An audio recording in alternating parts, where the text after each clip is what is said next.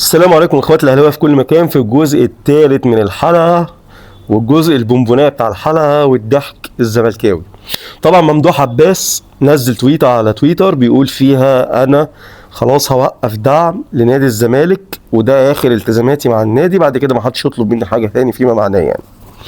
طبعا شفنا كميه التهزيق من جمهور الزمالك اللي تهزقوا جمهور الزمالك، يا ريتهم بيهزقوا ممدوح عباس، لا ده بيهزقوا نفسهم، بيهزقوا ناديهم.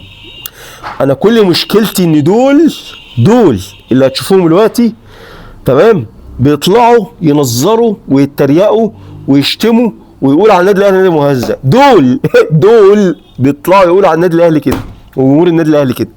طبعا دول فئه من جمهور نادي الزمالك اللي هي مهزأة. في فئة محترمة استحالة تخش تقول كده لممدوح عباس وبتحترم نفسها وبتحترم ناديها وبتكبر نفسها وبتكبر ناديها تمام. لكن في ودول ما بيشتموش نادي الاهلي ولا بيقربوا منه اصلا تمام. لكن في فئه بقى اللي انتوا هتشوفوها دي، وطبعا السكرينات دي طلعت في كل الصفحات. اسلام مهدي اتكلم عنها، واعتقد ستيري اتكلم عنها، وماجيكان، وكل صفحات النادي الاهلي اتكلمت عنها تقريبا، فاهمني؟ فانا خليتها والله، انا قعدت قريت شويه كنت هموت من الضحك فقلت اطلع اقراها معاكم، ما كملتهمش حتى. طبعا واحد بيقول دخل لممدوح عباس في الكومنت بيقول له فين الصفقتين السوبر.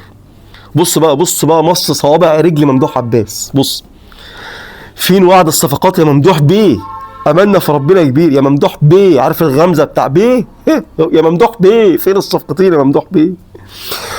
انجز حر ما وعد، منتظرين تنفيذ وعدك ممدوح بيك. طبعا يا بيك يا بيه يا سياده اللي احنا بطاطا تحت رجليك يا بطاطا تحت رجليك يا ممدوح بيه. صفقتين من العدد الثقيل ويبقى كده كتر خيرك. الصفقتين السوبر الصفقتين السوبر، عايزين صفقتين اجانب سوبر زي ما قعدت يعني. ده الوحيد اللي طلبها كده كان عنده شويه كرامه. فين الصفقتين فين الصفقتين؟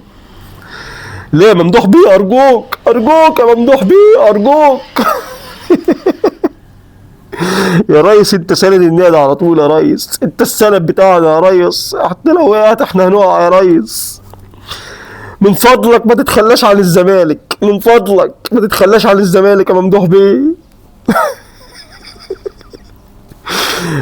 واحده داخله اسمها بير ادل بتقول لك مين زعل مستر ممدوح؟ مين ابن الكلب الليجسي اللي زعل دكتور ممدوح؟ وواحد اسمه هيثم محمد فتح الله بيقول لك شكرا على كل حاجه حضرتك عملتها للزمالك. ده بيبقى يستسمح له، بيتمحلس له ده. وبعد اذن حضرتك يا ريت تجيب للزمالك الصفقتين السوبر اللي حضرتك وعدت بيهم ومصاريف هيكله قطاع الكوره في النادي لمده سنه. وتاني شكرا لحضرتك على اللي عملته للنادي. اخ يا محلس اخ يا هيثم يا محلس يا وعد بجاحه يا جماعه. واحد اسمه محمد سعيد بيقول لك بس كده النادي هيقع، ارجوك النادي هيضيع ارجوك يا ولاد اللعيبه واحد بيقول له فين الصفقات السوبر؟ اسمه محمد عفيفي. واحد اسمه محمد الزقاني بيقول له معلش يا استاذ ممدوح، معلش انت كده اخليت بعهودك وخططك المتفق عليها مع جماهير الزمالك للنهوض بالفريق. النهوض يعني عندهم 80 سنه بيقول لك عنه النهض، هيقولوا عليك كلام كتير، خليك قد كلمتك يعني لحد ما ده ماشي يمشي. ياسر احمد، الالتزام مش مادي بس، اتحادنا في نبذ اي خلاف والوقوف ضد من يريدون النيل من استقرار النادي هو قمة الالتزام، الا اذا هناك امر ما. يا ولد يا حكيم. ميدو محمود بيقول له فين الصفقات اللي انت قلت هتدفعهم؟ واحد الحر دين عليه يا استاذ ممدوح. وليد رشوان بيقول له صفقتين يا ممدوح بيه نبني عليهم قوام الفريق. يا ممدوح بيه والنبي يا ممدوح بيه.